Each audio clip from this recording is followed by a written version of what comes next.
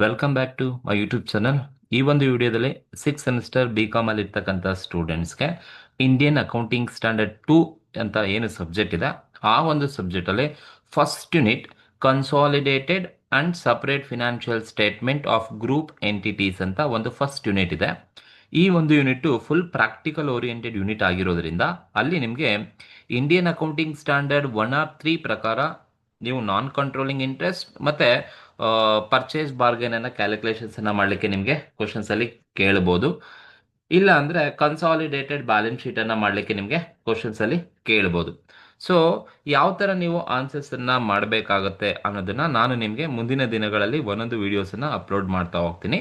So ಅದಕ್ಕೂ ಮುಂಚೆ ಯಾರೆಲ್ಲ ನನ್ನ ಒಂದು ಯೂಟ್ಯೂಬ್ ಚಾನಲ್ಗೆ ಇನ್ನೂ ಸಬ್ಸ್ಕ್ರೈಬ್ ಮಾಡ್ಕೊಂಡಿಲ್ಲ, ದಯವಿಟ್ಟು ಸಬ್ಸ್ಕ್ರೈಬ್ ಮಾಡ್ಕೊಳ್ಳಿ ಅಂತ ಕೇಳ್ತಾ, ನೋಡಿ ಈ ಒಂದು ಕ್ವಶನ್ ಫಸ್ಟ್ ಪ್ರಾಬ್ಲಮ್ ಏನಿದೆ, problems on non controlling interest. ನೀವು ನಾನ್ ಕಂಟ್ರೋಲಿಂಗ್ ಇಂಟ್ರೆಸ್ಟ್ ಅನ್ನ ಕ್ಯಾಲ್ಕುಲೇಷನ್ಸ್ ಅನ್ನ ಮಾಡೋದಾದ್ರೂ ಕೇಳಬಹುದು, ಇಲ್ಲ ಪರ್ಚೇಸ್ ಬಾರ್ಗೇನ್ ಅಂತ ಕೇಳ್ತಾರೆ, ಅದನ್ನ ಬೇಕಾದ್ರೆ ನಿಮಗೆ ಕ್ಯಾಲ್ಕುಲೇಷನ್ಸ್ ಅನ್ನ ಮಾಡ್ಲಿಕ್ಕೆ ಕ್ವಶನ್ಸ್ ಅಲ್ಲಿ ಬೇಕಾದ್ರೆ ಕೇಳ್ಬೋದು. ಸೊ ನಾನು ನಿಮಗೆ ಈ ಒಂದು ವಿಡಿಯೋದಲ್ಲಿ ನಾನ್ ಕಂಟ್ರೋಲಿಂಗ್ ಇಂಟ್ರೆಸ್ಟ್ ಅನ್ನ ಹೇಗೆ ಕ್ಯಾಲ್ಕುಲೇಷನ್ಸ್ ಅನ್ನ ಮಾಡೋದು, ಈ ಕ್ವಶನ್ಸ್ ಯಾವ ತರ ಕೊಟ್ಟಾಗ ಹೇಗೆ ಅನಲೈಸ್ ಮಾಡಿಕೊಂಡು ನಾವು ಆನ್ಸರ್ಸ್ ಅನ್ನ ಮಾಡಬೇಕು ಅಂತ ಈ ಒಂದು ವಿಡಿಯೋದಲ್ಲಿ ತಿಳಿಸ್ಕೊಡ್ತೀನಿ. ಸೊ ನೋಡಿ, ಫಸ್ಟ್ ಪ್ರಾಬ್ಲಮ್ ಏನಿದೆ ಅಂತ ಹೇಳಿದ್ರೆ, ಕ್ಯಾಲ್ಕುಲೇಟ್ ನಾನ್ ಕಂಟ್ರೋಲಿಂಗ್ ಇಂಟ್ರೆಸ್ಟ್. ನೋಡಿ, ಅವ್ರು ನಮ್ಗೆ ಏನ್ ಕೇಳಿದಾರೆ, ಕ್ಯಾಲ್ಕುಲೇಟ್ ನಾನ್ ಕಂಟ್ರೋಲಿಂಗ್ ಇಂಟ್ರೆಸ್ಟ್ ಅನ್ನ ಕ್ಯಾಲ್ಕುಲೇಷನ್ಸ್ ಅನ್ನ ಮಾಡಿ ಅಂತ ಕೇಳಿದ್ದಾರೆ. This is non controlling interest ಅನ್ನ ಕ್ಯಾಲ್ಕುಲೇಷನ್ಸ್ ಅನ್ನ ಮಾಡಬೇಕು from the following. Non controlling interest ಅನ್ನ ಕ್ಯಾಲ್ಕುಲೇಷನ್ ಮಾಡಬೇಕು from the following.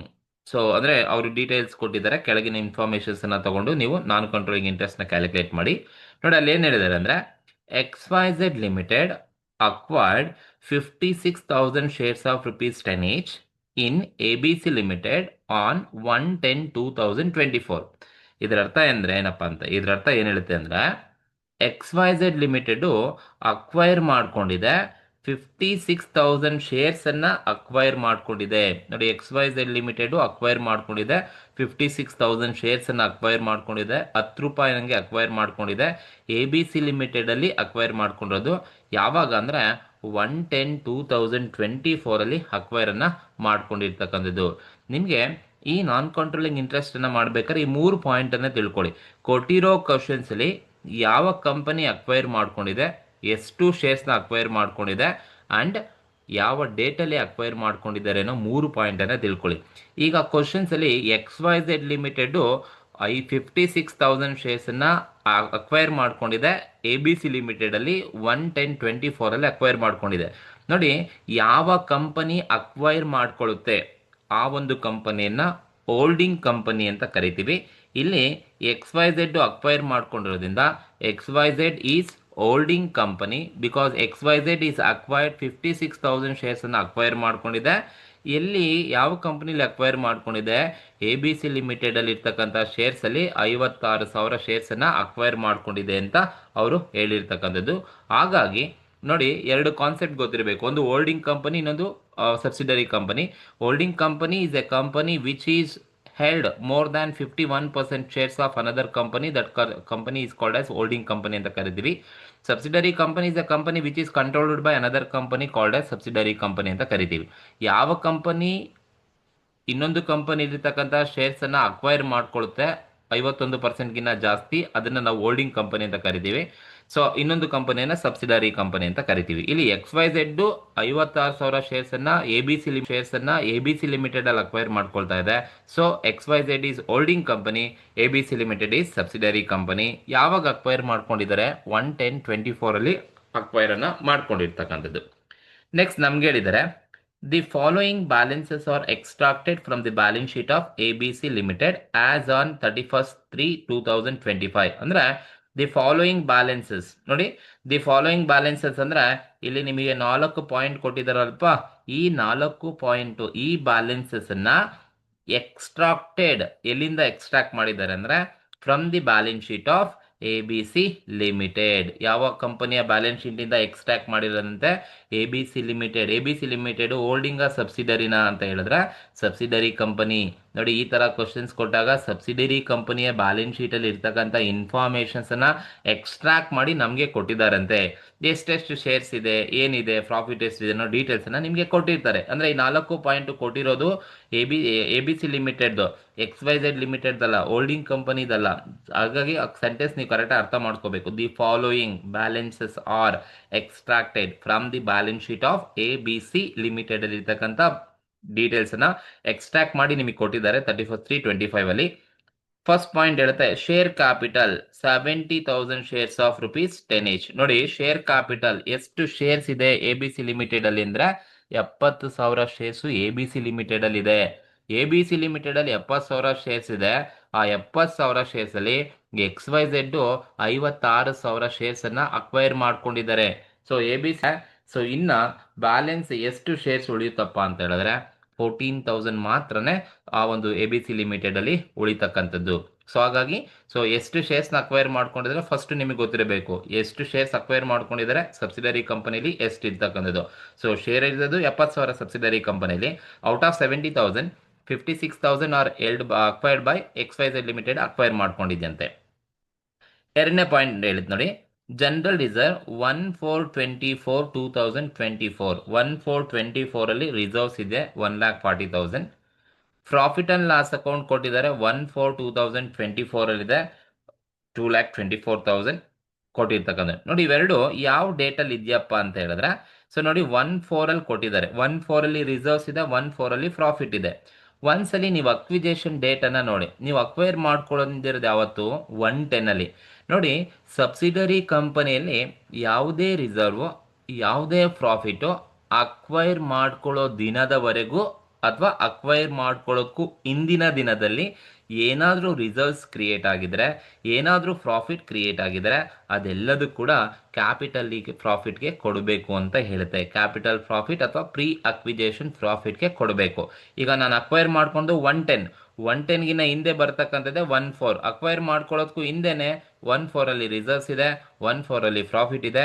Entire amount ನಾವು ಕ್ಯಾಪಿಟಲ್ ಪ್ರಾಫಿಟ್ಗೆ ತಗೋಬೇಕಾಗುತ್ತೆ. ದೆನ್ ಫೋರ್ತ್ ಪಾಯಿಂಟ್ ಬಂದು ಪ್ರಾಫಿಟ್ ಡ್ಯೂರಿಂಗ್ ದಿ ಇಯರ್. ನೋಡಿ, ಪ್ರಾಫಿಟ್ ಡ್ಯೂರಿಂಗ್ ದಿ ಇಯರ್ ಅಂದ್ರೆ ಆ ವರ್ಷದ 1/4/2024 ಇಂದ ಹಿಡಿದು 31/3/2025 ಅಲ್ಲಿ ಎಷ್ಟು ಪ್ರಾಫಿಟ್ ಅರ್ನ್ ಮಾಡಿದೆ ಅಂತೆ 1,20,000 ಅರ್ನ್ ಮಾಡಿದೆ.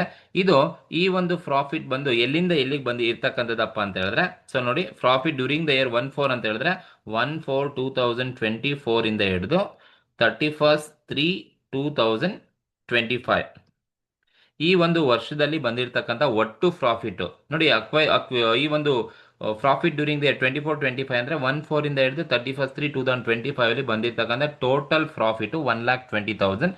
ಈ ಒಂದು ಪ್ರಾಫಿಟ್ ಡ್ಯೂರಿಂಗ್ ದಿ ಇಯರ್ ಕೊಟ್ಟಿರ್ತಾರಲ್ವಾ, ಇದನ್ನ ನೀವು ಕ್ಯಾಪಿಟಲ್ ಪ್ರಾಫಿಟಿಗೆ ತಗೋಬೇಕಾ, ಇಲ್ಲ ಅಂದ್ರೆ ಪ್ರೀ ಅಕ್ವಿಜೇಷನ್ ಪ್ರಾಫಿಟಿಗೆ ತಗೋಬೇಕಾ, ಇಲ್ಲ ಪೋಸ್ಟ್ ಅಕ್ವಿಜೇಷನ್ ಪ್ರಾಫಿಟ್ಗೆ ನೀವು ತಗೋಬೇಕಾ ಅಂತ ಹೇಳಿದ್ರೆ, ನೋಡಿ, ಕ್ವಶನ್ ಅಲ್ಲಿ ಏನಾದರೂ ಅಕ್ವಿಜೇಷನ್ ಡೇಟ್ 1/4/2024 ಅಲ್ಲಿ ಏನಾದರೂ ಕ್ವಶನ್ ಅಲ್ಲಿ ಅಕ್ವೈರ್ ಮಾಡಿದ್ದೀನಿ ಅಂತ ಹೇಳಿದ್ರೆ, 1/4 ಅಲ್ಲಿ ಅಕ್ವೈರ್ ಮಾಡಿದ್ದೀನಿ ಅಂತ ಹೇಳಿದ್ರೆ, ಈ ಒಂದು ಸೆಂಟೆನ್ಸ್ ಏನಿರುತ್ತೆ ನೆಟ್ ಪ್ರಾಫಿಟ್ ಆ ವರ್ಷದ entire profit post acquisition profit ಅಥವಾ ರೆವಿನ್ಯೂ ಪ್ರಾಫಿಟ್ಗೆ ಫುಲ್ ಹೋಗಬೇಕು. ಯಾವಾಗ ಅಕ್ವಿಜೇಷನ್ ಡೇಟು 1/4 ಅಲ್ಲೇ ಕೊಟ್ಟಿದ್ರೆ ಆ ವರ್ಷದ profit 1/4/24 to 31/3 profit full revenue ಪ್ರಾಫಿಟ್ಗೆ ಹೋಗುತ್ತೆ. ಯಾವಾಗ ನಿಮ್ಗೆ ಅಕ್ವಿಜೇಷನ್ 1/4 ಅಲ್ಲಿ ಕೊಟ್ಟಿಲ್ಲ, 1/4 ಬಿಟ್ಟು ಇನ್ ಯಾವುದೇ ಡೇಟಲ್ಲಿ ನಿಮಗೆ ಏನು ಅಕ್ವಿಜೇಷನ್ ಡೇಟನ್ನು ಕೊಟ್ಟಿದ್ದಾನೆ ಅಂದರೆ ಆ ಒಂದು ಪ್ರಾಫಿಟನ್ನು ನಾವು ಶೇರ್ ಮಾಡಬೇಕಾಗುತ್ತೆ. ಈಗ ನೋಡಿ, ಏನಕ್ಕೆ ಅಂದರೆ ನಾವು ಅಕ್ವೈರ್ ಮಾಡ್ಕೊಂಡದ್ದು ಇವಾಗ ಯಾವಾಗ ಅಂತ ಹೇಳಿದ್ರೆ 1/10/2024 ಅಲ್ಲಿ ಅಕ್ವೈರ್ ಮಾಡ್ಕೊಂಡೋದು, ಸರಿನಾ? ನೋಡಿ, ಅಕ್ವಿಜೇಷನ್ ಡೇಟು 1/10/2024 ಅಲ್ಲಿ ಅಕ್ವೈರ್ ಮಾಡ್ಕೊಂಡೋದು ಅಂದ್ರೆ ಈ ವರ್ಷದ ಪ್ರಾಫಿಟ್ ಇಲ್ಲಿಂದ ಇಲ್ಲಿಗೆ ಬರುತ್ತೆ, 12 ಮಂತ್ಸ್ ಇರೋದು.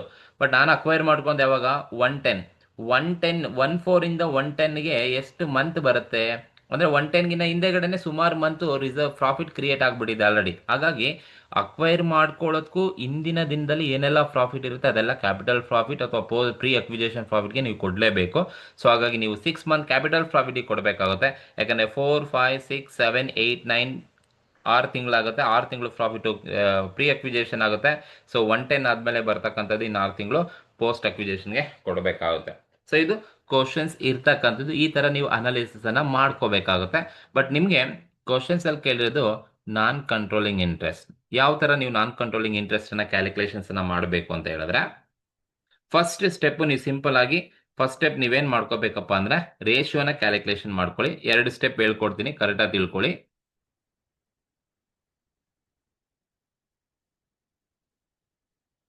ಸ್ಟೆಪ್ 1 ಏನಪ್ಪ ಅಂದ್ರೆ calculation of ratio. First step ನೀವು ರೇಷಿಯೋನ ಕ್ಯಾಲ್ಕುಲೇಷನ್ಸ್ ಅನ್ನ ಮಾಡ್ಕೋಬೇಕು. ಇದು ಕಾಮನ್ ಆಗಿರ್ತಕ್ಕಂಥದ್ದು ಕ್ಯಾಲ್ಕುಲೇಷನ್ ಆಫ್ ರೇಷಿಯೋ. ಈ ರೇಷಿಯೋ ಹೇಗೆ ನೀವು ಕ್ಯಾಲ್ಕುಲೇಷನ್ಸ್ ಅನ್ನ ಮಾಡಬೇಕು ಅಂದ್ರೆ ಫಸ್ಟ್ ಕೊಟ್ಟಿರೋ ಕ್ವಶನ್ಸ್ ಅಲ್ಲಿ ಹೋಲ್ಡಿಂಗ್ ಯಾವುದು ಸಬ್ಸಿಡರಿ ಯಾವುದು ಅನ್ನೋದು ಫಸ್ಟ್ ಗೊತ್ತಾಗಬೇಕು. ಈ ಕ್ವಶನ್ ಅಲ್ಲಿ ಹೋಲ್ಡಿಂಗ್ ಮತ್ತೆ ಸಬ್ಸಿಡರಿ ಯಾವ್ದಪ್ಪ ಅಂತ ಹೇಳಿದ್ರೆ XYZ is holding, ABC is subsidiary. So ನೀವು ರೇಷಿಯೋ ಮಾಡಬೇಕಾದ್ರೆ ನೀವು ಫಸ್ಟ್ ಏನು ತಗೋಬೇಕಪ್ಪ ಅಂದ್ರೆ total number of shares in subsidiary company called as question ಅಲ್ಲಿ ಯಾವ subsidiary company ABC Limited. ABC Limited bracket ಅಲ್ಲಿ ಬರೆದಿದ್ದೀನಿ, ದಟ್ ಈಸ್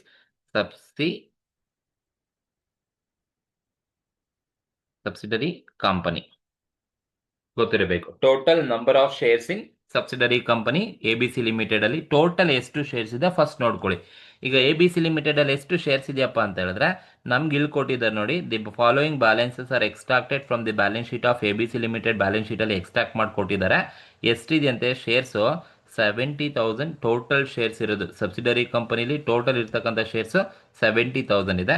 ಸೊ ನಾನು ತಗೊಳ್ತೀನಿ total number of shares is 70,000. ಈ ಟೋಟಲ್ ನಂಬರ್ ಆಫ್ ಶೇರ್ಸ್ 70,000 ಅಲ್ಲಿ ಎಷ್ಟು ಶೇರ್ಸ್ ಅನ್ನ ಹೋಲ್ಡಿಂಗ್ ಕಂಪನಿ ಅಕ್ವೈರ್ ಮಾಡ್ಕೊಂಡಿದೆ ಅಂತ ಹೇಳಿರ್ತಾರೆ, ಅದನ್ನ ಒಂದ್ಸಲಿ ನೋಡಿ. ಸೊ ಈ ಟೋಟಲ್ ನಂಬರ್ ಆಫ್ ಶೇರ್ಸ್ ಅಲ್ಲಿ number of shares held by holding company called as XYZ Limited. That is holding company. Holding company ಎಷ್ಟು ಶೇರ್ಸ್ ಅನ್ನ ಅಕ್ವೈರ್ ಮಾಡ್ಕೊಂಡಿದೆ, that is number of shares held in the sense number of shares acquired by holding company called as XYZ Limited. ಎಷ್ಟು shares ಅನ್ನ acquire ಮಾಡ್ಕೊಂಡಿದೆ questions ಎಲ್ಲ ಹೇಳಿದೆ ನೋಡಿ. XYZ Limited acquired 56,000 shares ಅನ್ನ ಅಕ್ವೈರ್ ಮಾಡ್ಕೊಂಡಿದೆಯಂತೆ. That is out of 70,000 shares ಅಲ್ಲಿ 56,000 shares ಅನ್ನ XYZ ಅಕ್ವೈರ್ ಮಾಡ್ಕೊಂಡಿದೆ. ಸೊ ಹಾಗಾಗಿ 70,000 ಅಲ್ಲಿ 56,000 ಶೇರ್ಸ್ ಅನ್ನ XYZ ಅಕ್ವೈರ್ ಮಾಡ್ಕೊಂಡ್ರೆ ಇನ್ನ ಬ್ಯಾಲೆನ್ಸ್ ಎಷ್ಟು ಉಳ್ಕೊಂಡಿರುತ್ತೆ ಸಬ್ಸಿಡರಿ ಕಂಪನಿಲಿ. ಈಗ ನಿಮ್ಮ ಕಂಪನಿಲಿ 70,000 ಶೇರ್ಸ್ ಇದೆ, ನಿಮ್ದು ABC ಲಿಮಿಟೆಡ್ ಅನ್ಕೊಳ್ಳಿ. ಸೊ ನಾನು 56,000 ಶೇರ್ಸ್ ಅನ್ನ ಅಕ್ವೈರ್ ಮಾಡ್ಕೊಂಡೆ. ಹಾಗಾಗಿ ನಿಮ್ಮ ಬ್ಯಾಲೆನ್ಸ್ ಇನ್ನ ಎಷ್ಟು ಶೇರ್ಸ್ ನಿಮ್ಮ ಹತ್ರ ಉಳ್ಕೊಳ್ಳುತ್ತೆ ಅದನ್ನ ನಾವೇನಂತ ಟ್ರೀಟ್ ಮಾಡಬೇಕು ಅಂದ್ರೆ, so number of shares held by minority shareholders. Number of shares held by minority share holders ಅಂತ ಕರಿತೀವಿ. ಈಗ ನಿಮ್ಮ ಹತ್ರ 70,000 ಶೇರ್ಸ್ ಇತ್ತು, ನಾನು 56,000 ಶೇರ್ಸ್ ಅಕ್ವೈರ್ ಮಾಡ್ಕೊಂಡೆ ಹೋಲ್ಡಿಂಗ್ ಕಂಪನಿ. ಇನ್ನ ಬ್ಯಾಲೆನ್ಸ್ ನಿಮ್ಮ ಹತ್ರ ಇರ್ತಕ್ಕಂಥದ್ದು 14,000 ಶೇರ್ಸ್ ನಿಮ್ಮ ಹತ್ರ ಇರ್ತಕ್ಕಂಥದ್ದು. ಇವಾಗ 14,000 ಶೇರ್ಸ್. ಈಗ ನೀವು ರೇಷಿಯೋ ಮಾಡಬೇಕಾದ್ರೆ ನೀವೇನೇನು ತಗೋಬೇಕಪ್ಪ ಅಂತ ಹೇಳಿದ್ರೆ ನೋಡಿ, ರೇಷಿಯೋ ಮಾಡ್ತೀರಾ ಅಂದ್ರೆ ನೀವು ಹೋಲ್ಡಿಂಗ್ ಕಂಪನಿಗೆ ಎಷ್ಟಿದೆ 56,000, ಮೈನಾರಿಟಿ ಶೇರ್ಸ್ಗೆ ಎಷ್ಟು ಶೇರ್ಸ್ ಬರ್ತಾ ಇದೆ ಇವೆರಡನ್ನ ಮಾತ್ರನೇ ತಗೋಬೇಕು. ಅಂದ್ರೆ ಇವೆರಡನ್ನ ನೀವು ತಗೊಳ್ತೀರಾ ಅಂತ ಬಂದಾಗ ನೀವು ಸಿಂಪ್ಲಿಫೈ ಮಾಡಿದ್ರೆ 56,000 ಇಷ್ಟು 14,000 ರೇಷಿಯೋ ಮಾಡೋದು ನಿಮಗೆ ಗೊತ್ತಿರುತ್ತೆ. 56,000 ಇಷ್ಟು 14,000.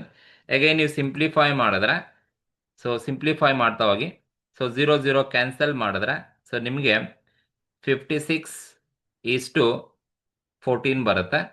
ಮತ್ತೆ ನೀವು ಅದನ್ನ ಸಿಂಪ್ಲಿಫೈ ಮಾಡಿದ್ರೆ ಸೊ ನಿಮ್ಗೆ ಎಷ್ಟು ಬರುತ್ತಪ್ಪ ಅಂದ್ರೆ 56 ಇಷ್ಟು 14. ನಿಮಗೆ ಸಿಂಪ್ಲಿಫೈ ಮಾಡ್ಲಿಕ್ಕೆ ಬರಲಿಲ್ಲ ಅಂದ್ರೆ ಅಷ್ಟೇ ತಗೊಳ್ಳಿ. ಈಗ ನಾನು ಸಿಂಪ್ಲಿಫೈ ಮಾಡ್ತೀನಿ. 14 1 14 ಆಗುತ್ತೆ, 14 4 56 ಬರುತ್ತೆ. ಹಾಗಾಗಿ ನಾನು ಸಿಂಪ್ಲಿಫೈ ಮಾಡಿದ್ರೆ 4:1 ನನಗೆ ಸಿಗುತ್ತೆ ರೇಷಿಯೋ. ನಿಮಗೆ ಸಿಂಪ್ಲಿಫೈ ಮಾಡಕ್ ಬರಲಿಲ್ಲ ಅಂದ್ರೆ ನೀವು ಅಷ್ಟು ಬೇಕಾದ್ರೆ ತಗೋಬಹುದು, ನೋ ಇಶ್ಯೂಸ್.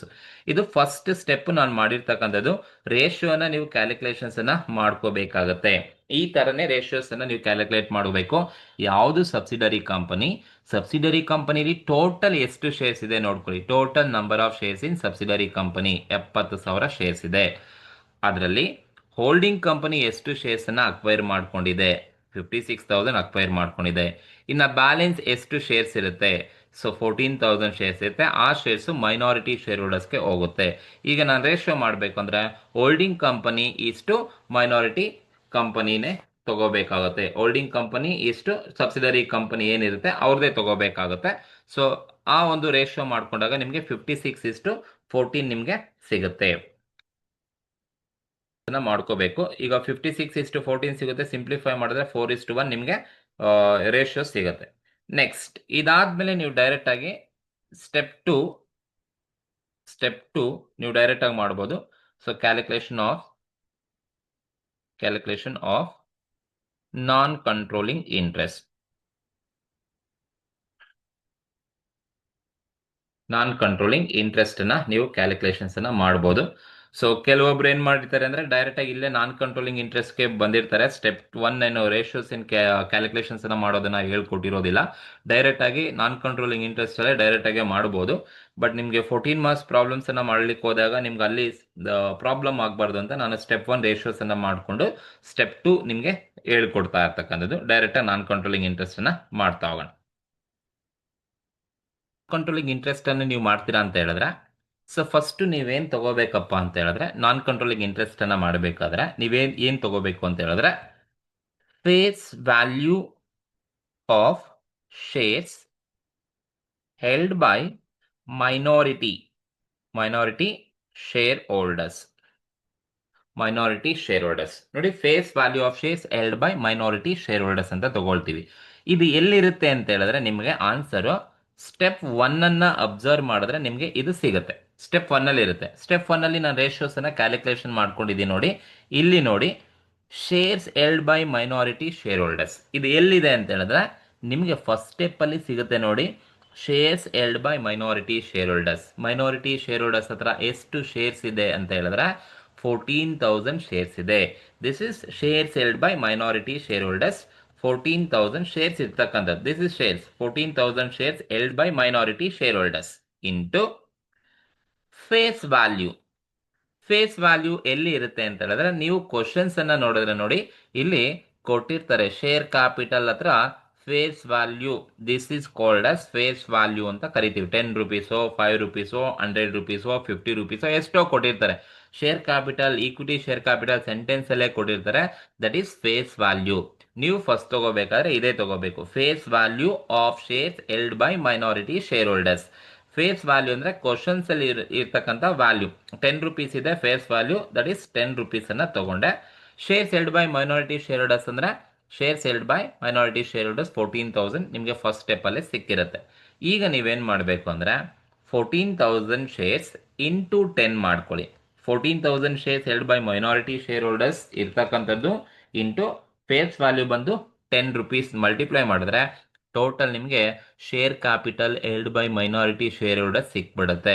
ಎಷ್ಟು ಸಿಗುತ್ತಪ್ಪ ಅಂತ ಹೇಳಿದ್ರೆ ಟೋಟಲ್, ಸೊ ನೀವು face value of shares held by minority share holders ನೋಡಿದಾಗ face value 10 rupees, shares held by minority 14,000 into 10 ಮಾಡಿದ್ರೆ ನಮಗೆ ಎಷ್ಟು ಕ್ಯಾಪಿಟಲ್ ಸಿಗುತ್ತೆ ಅಂದ್ರೆ 1,40,000 share capital held by minority share holders. 1,40,000 ಅವರ ಹತ್ರ ಶೇರ್ ಕ್ಯಾಪಿಟಲ್ ಇರುತ್ತೆ ಅಂತ ಅರ್ಥ. That is face value of shares held by minority share holders. ಇದನ್ನ ನೀವು ಫಸ್ಟ್ ತಗೋಬೇಕು. Face value of shares held by minority share holders step 1 ಅಲ್ಲಿ ಸಿಗುತ್ತೆ. ಶೇರ್ಸ್ ಎಷ್ಟು ಮೈನಾರಿಟಿ ಶೇರ್ ಹತ್ರ ಇದೆ 14,000 ಇದೆ. ಫೇಸ್ ವ್ಯಾಲ್ಯೂ ಎಷ್ಟಿದೆ 10 ರೂಪಾಯಿ ಇದೆ. 14,000 ಇಂಟು 10 ಮಾಡ್ಕೊಳ್ಳಿ, 1,40,000 ಸಿಗುತ್ತೆ. ಇದಕ್ಕೆ ನೀವೇನ್ ಮಾಡಬೇಕು ಅಂದ್ರೆ ಏನ್ ಆಡ್ ಮಾಡಬೇಕು ಅಂದ್ರೆ pre acquisition profit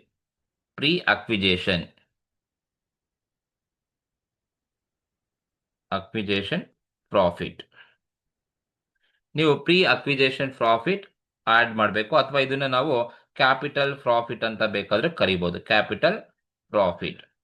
so pre acquisition profit ಅಥವಾ ಕ್ಯಾಪಿಟಲ್ ಪ್ರಾಫಿಟ್ ನ ನೀವು ಆಡ್ ಮಾಡಬೇಕು. ನೋಡಿ, ಪ್ರೀ ಅಕ್ವಿಜೇಷನ್ ಪ್ರಾಫಿಟ್ ಅಂತ ಹೇಳಿದ್ರೆ any profit, any reserves created by subsidiary company up to the date of acquisition of shares held by holding company. ಅಂದ್ರೆ holding company shares ಅನ್ನ acquire ಮಾಡ್ಕೊಳ್ಳೋ ದಿನದವರೆಗೂ ಯಾವ್ದಾದ್ರು ರಿಸರ್ವ್ಸ್ ಅಥವಾ ಯಾವ್ದಾದ್ರು ಪ್ರಾಫಿಟ್ ಸಬ್ಸಿಡರಿ ಕಂಪನಿಲಿ ಇದ್ರೆ ಅದನ್ನ ನಾವು ಪ್ರೀ ಅಕ್ವಿಜೇಷನ್ ಪ್ರಾಫಿಟ್ ಅಂತ ಕರಿತೀವಿ. ನಾವು ತಗೋಬೇಕಾದ್ರೆ ನೋಡಿ ಕ್ವಶನ್ಸ್ ಅನ್ನ ಕರೆಕ್ಟ್ ಆಗಿ ಒಮ್ಮೆ ನೋಡ್ಕೊಳ್ಳಿ. ಅಕ್ವಿಜೇಷನ್ ಡೇಟ್ ಇರೋದು ಯಾವಾಗ 1/10/24 ಅಕ್ವೈರ್ ಮಾಡ್ಕೊಳ್ಳೋದು.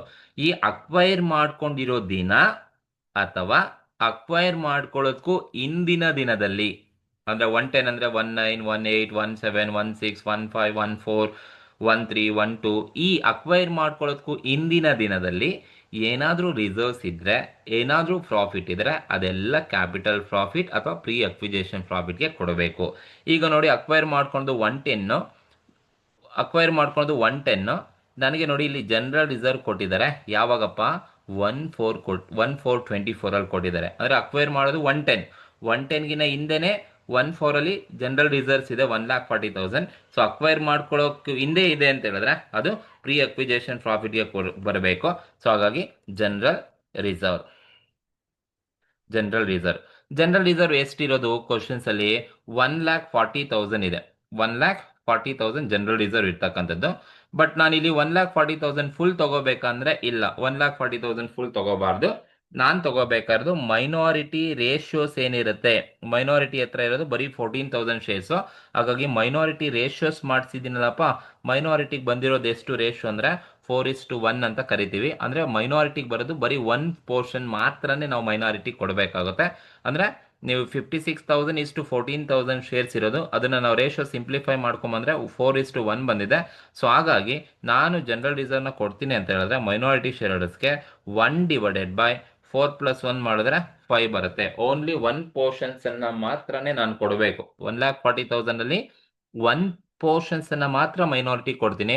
ಯಾಕಂದ್ರೆ ಸೊ ಇಲ್ಲಿ ರೇಷಿಯೋಸ್ ಅನ್ನ ನೋಡಿದಾಗ ನೋಡಿ 4:1 ಇರ್ತಕ್ಕಂಥದ್ದು. 4 ಪೋರ್ಷನ್ ಹೋಲ್ಡಿಂಗ್ ಕಂಪನಿಗೆ ಹೋಗುತ್ತೆ, 1 ಪೋರ್ಷನ್ ಮೈನಾರಿಟಿಗೆ ಬರುತ್ತೆ. ನಾನ್ ಕಂಟ್ರೋಲಿಂಗ್ ಇಂಟ್ರೆಸ್ಟ್ ಮಾಡೋದೆಲ್ಲ ಬರೀ ಮೈನಾರಿಟಿಗೆ ಸಂಬಂಧಪಟ್ಟಿದ್ದೆ. ಹಾಗಾಗಿ ಮೈನಾರಿಟಿಗೆ ಎಷ್ಟು ರೇಷಿಯೋ ಇದೆ ಅಂದ್ರೆ 1 ಪೋರ್ಷನ್ ಮಾತ್ರ ಇದೆ. ಹಾಗಾಗಿ ನಾನು 1 ಪೋರ್ಷನ್ಸ್ ಅನ್ನ ಮೈನಾರಿಟಿ ಕೊಡ್ತಾ ಇದ್ದೀನಿ. ಇಂಟು 1/5 ನೀವು 5 ಮಾಡಿದ್ರೆ ಎಷ್ಟು ಬರುತ್ತಪ್ಪ ಅಂತ ಹೇಳಿದ್ರೆ 28,000 ಸಿಗುತ್ತೆ. 28,000 ಸಿಗುತ್ತೆ. ಇದು general reserve capital profit pre acquisition profit ಅಲ್ಲಿ ಕೊಡಬೇಕು. ಎಷ್ಟು ಕೊಡಬೇಕಂದ್ರೆ ಮೈನಾರಿಟಿ ಪೋರ್ಷನ್ಸ್ ಏನಿದೆ ಅಷ್ಟು ಮಾತ್ರನೇ ಕೊಡಬೇಕು. ಇದು ಮೊದಲನೇದು. ಸೊ ಪ್ರೀ ಅಕ್ವಿಜೇಷನ್ ಪ್ರಾಫಿಟ್ ಅಥವಾ ಕ್ಯಾಪಿಟಲ್ ಪ್ರಾಫಿಟ್ಗೆ ಆಡ್ ಮಾಡಬೇಕು.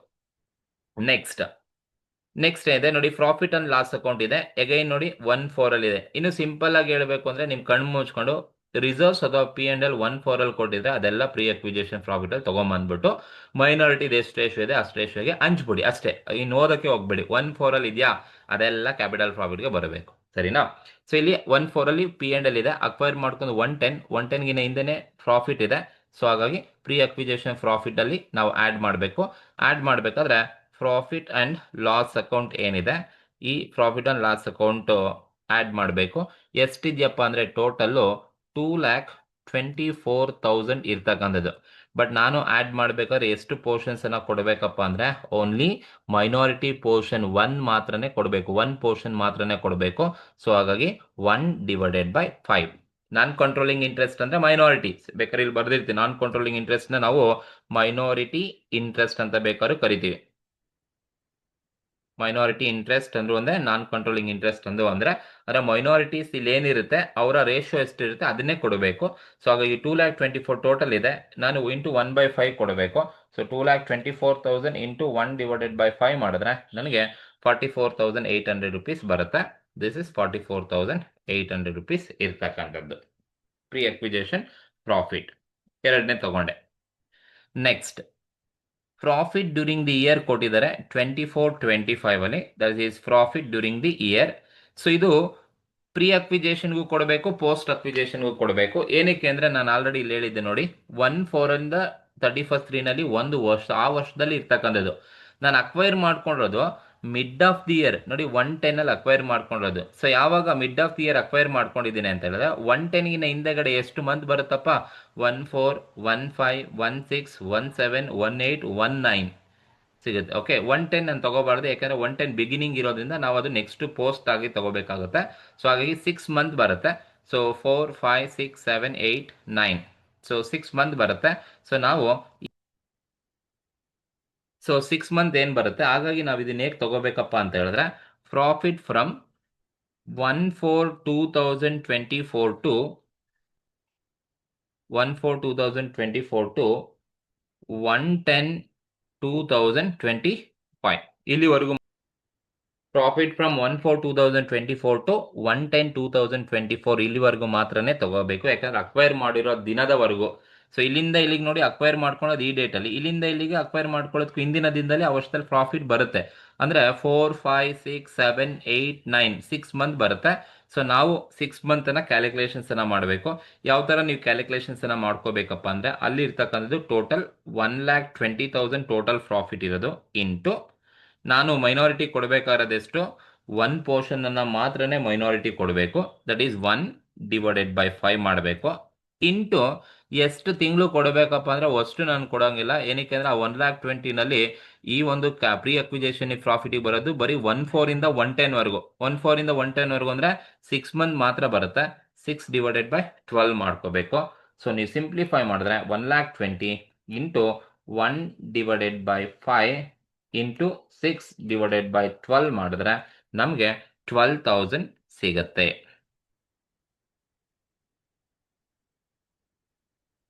12,000 ಅರ್ಥ ಆಯ್ತಲ್ಲ?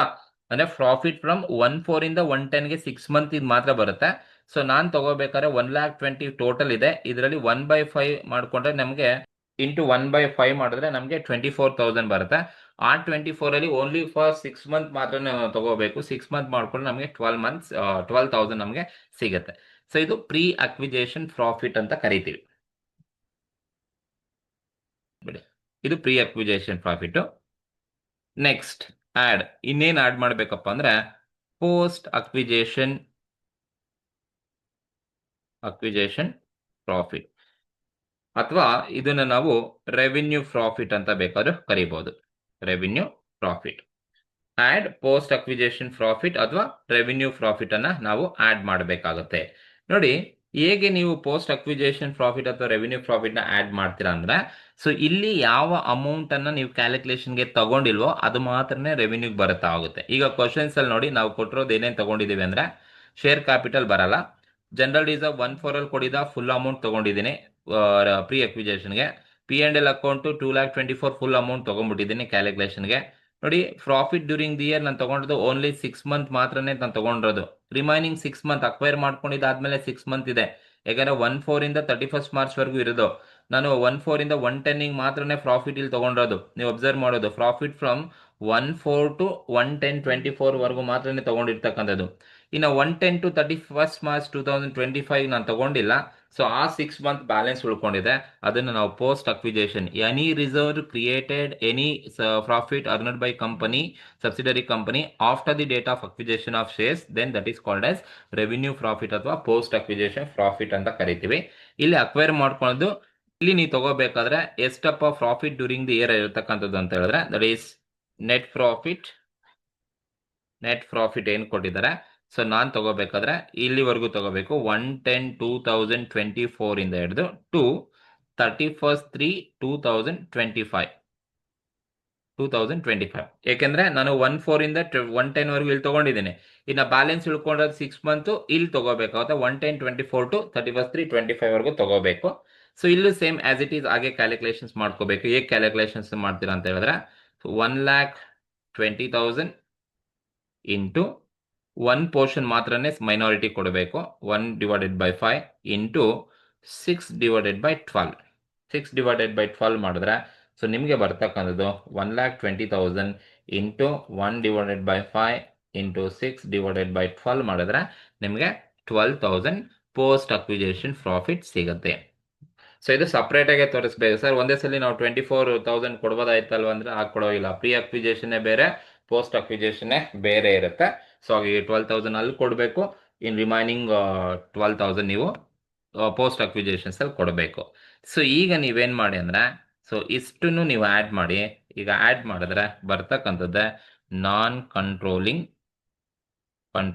ಇಂಟ್ರೆಸ್ಟ್ ಅಂತ ಕರಿತೀವಿ. ಎಷ್ಟು ಬರುತ್ತಪ್ಪ ಅಂತ ಹೇಳಿದ್ರೆ 1,40,000 plus 28,000 plus 44,800 plus 12,000 plus 12,000. So total ನಮಗೆ ಬರ್ತಕ್ಕಂಥದ್ದು ನಾನ್ ಕಂಟ್ರೋಲಿಂಗ್ ಇಂಟ್ರೆಸ್ಟ್ 2,36,800 ನಾನ್ ಕಂಟ್ರೋಲ್ ಇಂಟ್ರೆಸ್ಟ್ ಸಿಗುತ್ತೆ. ಇದು ಈ ತರ ನೀವು ನಾನ್ ಕಂಟ್ರೋಲಿಂಗ್ ಇಂಟ್ರೆಸ್ಟ್ ಅನ್ನ ಮಾಡಬೇಕಾಗುತ್ತೆ. ಮಾಡ್ಕೊಳ್ಳಿ. ಅದಾದ್ಮೇಲೆ ಸ್ಟೆಪ್ 2 ಡೈರೆಕ್ಟ್ ಆಗಿ ನಾನ್ ಕಂಟ್ರೋಲಿಂಗ್ ಇಂಟ್ರೆಸ್ಟ್ ಮಾಡ್ಕೊಳ್ಳಿ. ಕೆಲವೊಬ್ರು ನಾನ್ ಕಂಟ್ರೋಲಿಂಗ್ ಇಂಟ್ರೆಸ್ಟ್ ಅನ್ನ ಡೈರೆಕ್ಟ್ ಆಗಿ ಇಲ್ಲೇ ಮಾಡಿರ್ತಾರೆ. ಸೊ ಅದು ಕೂಡ ಕರೆಕ್ಟ್ ಇರುತ್ತೆ. ಸೊ ಈ ಮೆಥಡ್ ಅನ್ನ ಫಾಲೋ ಮಾಡಿದ್ರು ಕೂಡ ಹೀಗೆ ಇರುತ್ತೆ. First phase value of shares ಅನ್ನ ತಗೊಳ್ಳಿ. ಮೈನಾರಿಟಿ ಸಂಬಂಧಪಟ್ಟಿರೋದು ಎಷ್ಟು ಶೇರ್ಸ್ ಇದೆ, ಶೇರ್ಸ್ ಇಂಟು ಫೇಸ್ ವ್ಯಾಲ್ಯೂ ನಿಮಗೆ ಶೇರ್ ಕ್ಯಾಪಿಟಲ್ ಸಿಗುತ್ತೆ. ಅದಕ್ಕೆ ಆ್ಯಡ್ ಪ್ರೀ ಅಕ್ವಿಜೇಷನ್ ಪ್ರಾಫಿಟ್ನ ನೀವು ಆ್ಯಡ್ ಮಾಡಬೇಕು. ಆ ಪ್ರೀ ಅಕ್ವಿಜೇಷನ್ ಆ್ಯಡ್ ಮಾಡ್ಬೇಕಾದ್ರೆ ಅಕ್ವೈರ್ ಮಾಡ್ಕೊಳ್ಳೋದಕ್ಕೂ ಇಂದಿನ ದಿನದಲ್ಲಿ ಯಾವುದೇ ರಿಸರ್ವ್ಸ್ ಇರಲಿ, ಯಾವುದೇ ಪ್ರಾಫಿಟ್ ಇರಲಿ, ಎಲ್ಲ ಪ್ರೀ ಅಕ್ವಿಜೇಷನಲ್ಲೇ ಬರಬೇಕು. ಬಟ್ ಆ ಅಮೌಂಟನ್ನು ಫುಲ್ ತಗೋಬಾರ್ದು. ಆ ಅಮೌಂಟಲ್ಲಿ ರೇಷಿಯೋ ಎಷ್ಟಿದೆ ಮೈನಾರಿಟೀಸ್ ನೋಡಿಕೊಂಡು ಅವ್ರದ್ದು ಮಾತ್ರನೇ ತಗೋಬೇಕು.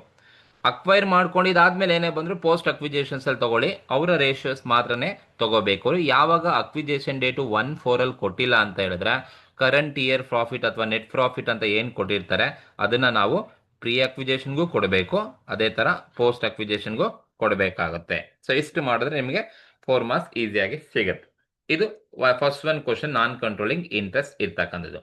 ಸೊ ಈ ಒಂದು ಕ್ವಶನ್ಸ್ ಅಲ್ಲಿ ನಿಮ್ಗೆ ಏನಾದರೂ ಡೌಟ್ ಇದ್ರೆ ಕಮೆಂಟ್ ಮೂಲಕ ತಿಳಿಸಿ. ಹಾಗೆ ಈ ಒಂದು ವಿಡಿಯೋ ನಿಮ್ಗೆ ಇಷ್ಟ ಆಗಿದ್ರೆ ದಯವಿಟ್ಟು ಸಬ್ಸ್ಕ್ರೈಬ್ ಮಾಡಿ, ಶೇರ್ ಮಾಡಿ, ಲೈಕ್ ಮಾಡಿ. Thank you.